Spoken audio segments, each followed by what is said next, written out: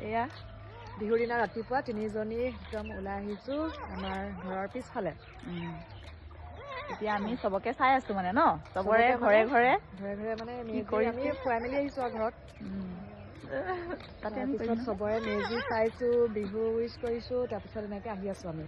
তাৰপিছত সেয়া এতিয়া আমি লাষ্ট দেখিছোঁ আৰু এটা মেজি মানে জুই জ্বলি আছে। এতিয়া আমাক যদি কোনোবাই চাহ একাপ খাই আমি তাতে খাই দিম আৰু।